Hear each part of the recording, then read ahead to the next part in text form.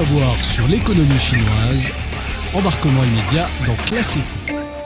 La Chine a construit le plus vaste réseau de lignes à grande vitesse du monde. L'empire du TGV dispose maintenant d'une nouvelle voie rapide qui défie les conventions, car cette fois, c'est le privé qui prend les rênes. On en parle aujourd'hui et je suis avec Rocco. Salut. Salut Chan. La Chine est un pays gigantesque. Alors pour désenclaver les différentes régions de son immense territoire, elle fait le choix des trains à grande vitesse. Et chaque année, en moyenne, plus de 3000 km de nouvelles lignes de TGV sont mises en service. Et aujourd'hui, nous allons parler d'une nouvelle ligne qui vient d'être lancée, celle qui relie deux des villes les plus dynamiques de la province du Zhejiang, Hangzhou et Wenzhou. Donc d'où vient le nom de cette ligne ferroviaire, Hangwen. Oui, parce qu'elle est assez spéciale, il faut le dire.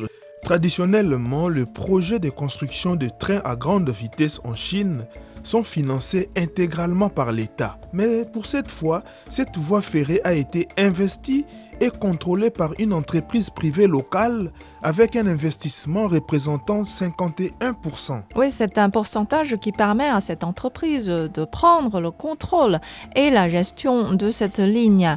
Mais il faut dire que cela doit être un montant astronomique pour investir dans la construction d'un chemin de fer. Et personne ne souhaite s'engager dans des affaires qui ne rapportent pas. Ouais. Et selon le contrat, pour les 30 prochaines années, l'intégralité des bénéfices générés par cette ligne de train reviendront à cette entreprise. Et l'entreprise dispose ainsi d'un long délai pour amortir son investissement. Et c'est à l'issue de cette période que le projet sera transféré au gouvernement. Ah oui, donc la rentabilité n'est pas un problème, j'imagine, étant donné que les régions desservies par la ligne de TGV Hangwen sont économiquement prospères et densément peuplées. Les trafics sera important, Chan, et des tarifs seront relativement élevés. En plus, je n'ai pas cité une mesure d'assurance. Pendant les 30 ans, le gouvernement partagera les risques avec l'entreprise. Si par exemple le nombre de trains sur cette ligne est en dessous du seuil exigé, le gouvernement pourra intervenir avec une subvention pour couvrir les déficits. Donc c'est une affaire sûre, sans risque de perdre.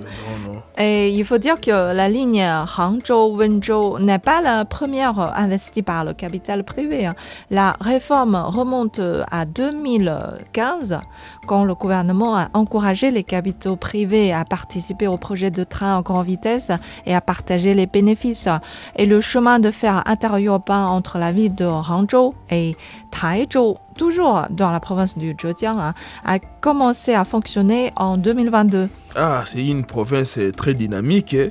Il me semble que les entreprises du Zhejiang sont très fortes. Voilà, Zhejiang est la région où l'économie privée est la plus prospère en Chine. Et c'est là où l'on trouve le plus de patrons. Une grande partie des patrons sont originaires de Wenzhou, qui tirent le plus grand profit de l'ouverture de la nouvelle ligne ferroviaire Hangwen. En fait, pour les Chinois, le nom des commerçants de Wenzhou résonne déjà dans tout le pays dès les années 80. Cette ville de 5 à 6 millions d'habitants comptait à l'époque plus de 2 millions de personnes, faisait des affaires à travers le monde, que ce soit les vendeurs ambulants de petits articles ou les entrepreneurs qui ouvrent des usines.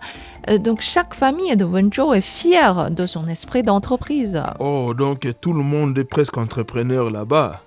Donc ces commerçants de Wenzhou ne sont pas seulement actifs localement, comme vous venez de le souligner, parce que des données de 2023 renseignent que près de 700 000 Wenzhounais font des affaires dans plus de 130 pays et régions du monde.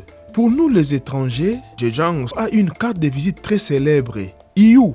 Oui, c'est le C'est plus le connu. plus grand centre de distribution des petits articles du monde où se rassemblent des commerçants du monde entier.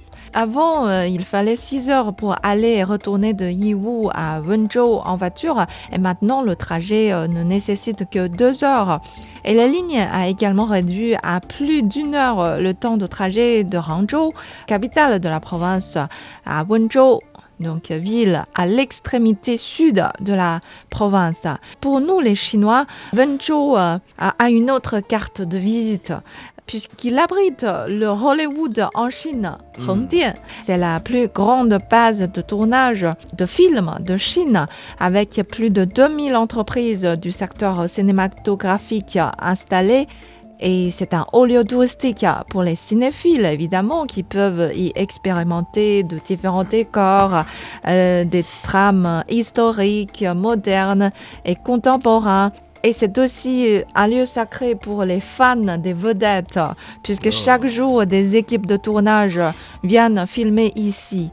On a grande chance de tomber sur leurs idoles. Oui, donc vous comprenez que c'est une province emblématique où il y a beaucoup de mouvements. Donc on comprend rapidement que cette ligne sera remplie des hommes d'affaires et des fans.